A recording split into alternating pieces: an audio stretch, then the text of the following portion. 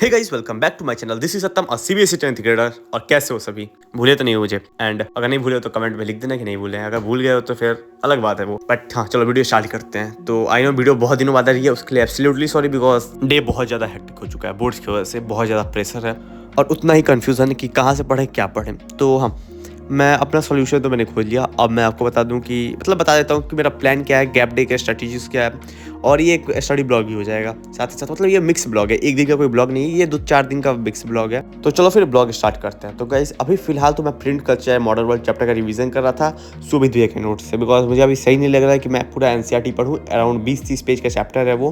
तो एनसीईआरटी पढ़ने से बढ़िया मैंने सोचा कि सुमित भैया के जो ऑलरेडी मेड नोट्स है मैं उसका इस्तेमाल करूं, because print culture and modern world chapter का मैंने नोट्स भी नहीं बनाया। नोट्स बनाया है, बट वो भी बहुत अच्छे खासे पेज का है।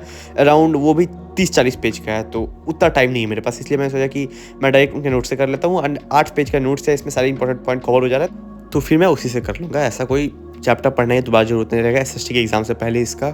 तो हाँ, नोट से तो print culture modern world chapter का खत्म हो गया। तो मैं सोच रहा हूँ कि मिनरल एंड एनर्जी रिसोर्स वाला जो चैप्टर है उसका भी इसी के नोट से कर लूँ, क्योंकि इसमें इंपॉर्टेंट पॉइंट्स कवर हो जाएंगे। फिर उसके बाद मैंने डिसाइड किया कि मैं अपना पूरा केमिस्ट्री खत्म कर देता हूँ एग्जाम से एक दिन पहले, बिकॉज मेरा केमिस्ट्री वीक है। केमिस्ट्री वीक नहीं है, स्टार्टिंग में मुझे बहुत टफ लगता था केमिस्ट्री का केमिकल रिएक्शन एंड इक्वेशन वाला चैप्टर मुझे बहुत टफ लगता था, बट अब बहुत आसान हो चुका है। तो मैंने सोचा कि मैं अपना केमिस्ट्री खत्म कर देता हूँ एग्जाम स्टार्ट होने से पहले। तो साइंस एग्जाम तो दूसरे दिन है, दूसरा एग्जाम है हमारा साइंस का। तो मैंने केमिस्ट्री खत्म कर लिया, बाकी गैप डेज में बायोलॉजी फिजिक्स भी कंप्लीट कर ही लेंगे। तो मैं बता दूं कि मैं कंप्लीट कैसे कर रहा था। तो सबसे पहले तो मैं प्रशांत भैया का रैपिड रिवीजन देख रहा था। फिर उसके बाद मैं एनसीईआरटी के एक्टिविटीज़ से गो थ्रू कर ले रहा था। टोटल एक्टिविटीज़ नहीं कर रहा था, जो जो इंपॉर्टेंट एक्टिविटीज़ है वो देख ले रहा था मैं कि हाँ, इसमें क्या क्या होगा, क्या प्रोडक्ट बन सकता है। एंड फिर उसके बाद एनसीईआरटी सॉल्यूशन सॉल्व भी नहीं कर रहा था, बस ऊपर ऊपर से क्वेश्चंस देख ले रहा था, बिकॉज चैप्टर जल्दी कंप्लीट करना था केमिस्ट्री मुझे। एंड मुझे याद भी नहीं है कि किस दिन का ब्लॉग है, तो हाँ सॉरी, बट क्लिप्स मेरे पास पड़ी हुई थी एंड गैप स्टे का स्ट्रैटेजीज भी लाना था, तो हाँ मैंने कर दिया सारे क्लिप्स को ऐड। हाँ, तो चलो अब अपने स्ट्रैटेजीज पे आते हैं। तो इंग्लिश के लिए तो आप मंगोलिया मैम का देख सकते हो नेक्स्ट टॉपर्स में। मंगोलिया मैम का लेक्चर है, बहुत अच्छा पढ़ा रही है, तो आप उसके साथ गो थ्रू कर सकते हो। या फिर आपका जो भी टीचर आपको इंग्लिश के लिए अच्छा लगे आप उससे जा सकते हो। इंग्लिश के लिए कोई स्पेशल टीचर नहीं है, बट हाँ मंगोलिया मैम अच्छा पढ़ाती है, वो सारे टॉपिक कवर कर दे रही है, तो आप उनसे जा सकते हैं। मैं भी उनके नोट्स पढ़ लेता हूँ, उनका जो नोट्स में रहते हैं इंपॉर्टेंट क्वेश्चन मैं वो ट्राई कर लेता हूँ। एंड फिर दूसरा आता है साइंस। तो साइंस के लिए हमें 4 दिन का गैप है। हाँ, 4 दिन ही आप मानो। तो उसके लिए आप क्या कर सकते हो कि आप प्रशांत भैया का मैराथन होता है 4 AM मैराथन, आप उसे अटेंड कर सकते हो। उससे आपका बहुत ज़्यादा हेल्प हो जाएगा। एंड प्रशांत भैया के रैपिड रिवीजन से आप अपने पूरे चैप्टर्स का भी रिवीजन कर सकते हो। एंड ये क्लिप्स है जब मैं अपने एडमिट कर लेने गया था। एंड फिर उसके बाद हम आते हैं अपना एसएसटी के लिए। तो एसएसटी के लिए आप one and only SST king Digraj sir का लेक्चर देख सकते हो। दिगराज सर के मैराथन्स भी चलेंगे, आप उसे भी अटेंड कर सकते हो। एंड इसके लिए फिलहाल तो भी मैं अपने हिस्ट्री का मोस्ट रिपीटेड एमसीक्यूज वाला जो सर का लेक्चर था मैं उसे देख रहा था एंड उसे क्वेश्चन प्रैक्टिस कर रहा था। एंड आप भी कर सकते हो अगर आपने नहीं किया अभी तक, बट मैंने सिर्फ अभी तक हिस्ट्री का देखा है। ज्योग्राफी, इकोनॉमिक्स एंड सिविक्स बाकी है, तो उसे मैं एग्जाम के गैप डेज में कर लूँगा, या फिर मैं डायरेक्ट पीपीटी से गो थ्रू कर लूँगा। ऐसे ही कुछ शॉर्टकट इस्तेमाल करूँगा जिससे टाइम वेस्ट ना हो ज़्यादा और चैप्टर्स कंप्लीट हो जाए। और एसएसटी के लिए आप इंपॉर्टेंट इमेज देख सकते हो। मुझे जहाँ तक अभी मालूम चला है कि इमेज से सर ने बताया था कि एमसीक्यू सिर्फ 1-2 बार ही आया हुआ है, वो भी सैम्पल पेपर में। तो इमेज बेस्ड क्वेश्चन मुझे कन्फ्यूजन हो कि इमेज बेस्ड क्वेश्चन एग्जाम में आएंगे या नहीं। बट अभी तक सर ने जब मैंने मैराथन अटेंड किया था हिस्ट्री वाला, उसमें सर ने बताया कि सिर्फ 2 ही इमेज बेस्ड क्वेश्चन आया था, वो भी सैम्पल पेपर में दिया गया था। तो बहुत कम चांस है कि वो एमसीक्यू में आए, बट हो सके तो इस बार आ सकता है कहीं। तो हाँ, एसएसटी के लिए आप दिगरा सर के साथ जा सकते हो। एंड साइंस के लिए वन एंड ओनली प्रशांत भैया द क्वेश्चन लिकर, जहाँ से 90% क्वेश्चन आता है उन्हीं के टॉपिक से, तो आप उनके साथ जा सकते हो।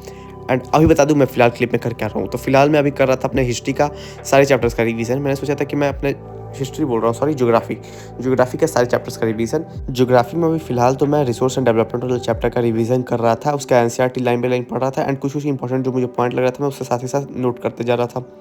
तो मैंने सोचा था कि मैं सारे चैप्टर्स कंप्लीट कर दूंगा, बट हाँ, मुझे एक ही चैप्टर करने में 2-3 घंटे लग गए। ज्योग्राफी को मैं हर एक टॉपिक को अच्छे से पढ़ डिटेल में पढ़ता हूँ, इस वजह से इसमें बहुत ज़्यादा टाइम लग जाता है एंड मैं पूरे चैप्टर्स चाह के भी कंप्लीट नहीं कर पाऊंगा। एंड ये जो क्लिप देख रहे होगे इसमें मैं अपने ऑफिस में, जो मेरा स्टडी रूम है उसमें बहुत कम पढ़ा है। मैंने सोफे पे बैठ के पढ़ा है, अपने ट्राईपॉड को अपने टी टेबल पे अड़ा के सोफे पे बैठ के पढ़ रहा था मैं। एंड मैं ऑफिस में नहीं पढ़ रहा हूँ इसी तरह, बिकॉज इन्वायरमेंट चेंज करते रहना चाहिए पढ़ने के लिए, तो इसलिए फिर मैं ऑफिस में बैठ के पढ़ नहीं रहा हूँ। अब चलते हैं हम अपने चौथे सब्जेक्ट की तरफ, जो कि है हिंदी। तो हिंदी के लिए मैंने सोचा है कि नेक्स्ट टॉपर्स पे जो हिंदी का मैराथन होगा मैं उसे ही अटेंड करूँगा, बिकॉज मुझे अभी कोई टीचर लग नहीं रहा है कि जो हिंदी उतना अच्छा पढ़ाए मैम की जैसा। हाँ, मैं जानता हूँ अध्यापक सर, हिंदी अध्यापक, वो भी बहुत अच्छा पढ़ाते हैं, बट हाँ मुझे समझ में नहीं आता। लिटरली मैं मैम से ही पढ़ लूँगा, मुझे वहीं से लगता है, बिकॉज मैम अच्छे से सारे टॉपिक्स को क्लियर कर देंगी एंड मैम मैराथन भी करा रही हैं। तो फिर नेक्स्ट टॉपर्स पे मैराथन तो हिंदी का होगा ही, तो मैं वहीं अटेंड करने वाला हूँ हिंदी के लिए। एंड अब लास्ट आता है मैथ्स।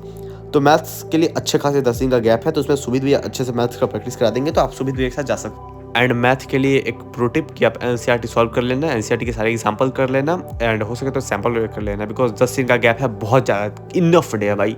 मैथ्स के लिए अगर मुझे 3 दिन का गैप देते तो मैं कर लेता, 3 से 2 दिन का गैप देते तो मैथ्स में अच्छा स्कोर कर लेता मैं।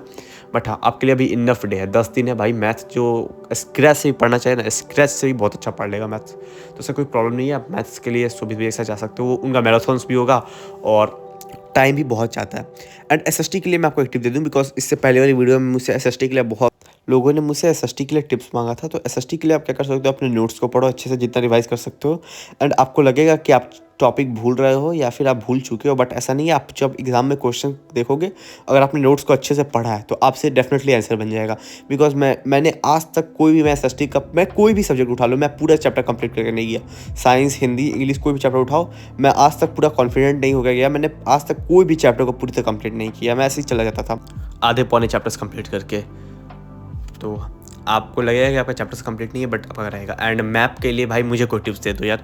मैंने अभी तक तो मैं जितना भी एसएसटी के एग्ज़ाम दिए हैं उसमें सारे का मैप वर्क मेरा सही रहता है, बिकॉज मैं क्या करता था कि मैं वो जो इंपॉर्टेंट पॉइंट है कि कहाँ कहाँ पे कौन कौन सा जगह लोकेट है वो कर लेता था, तो उससे मुझे अच्छे खासे याद हो जाता था, पता चल जाता था, और क्वेश्चन बाहर से नहीं आता था। थोड़ा कॉमन सेंस भी यूज़ कर लेता था तो बन जाता था। बट यार जब मैंने mineral and energy resource chapter वाले का मैप देखा तो भाई उसमें भाई गजब चैप्टर्स दिए हुए, मतलब गजब टॉपिक दिए हैं पॉइंट करने के लिए। तो भाई बहुत दिक्कत हो रहा है मुझे।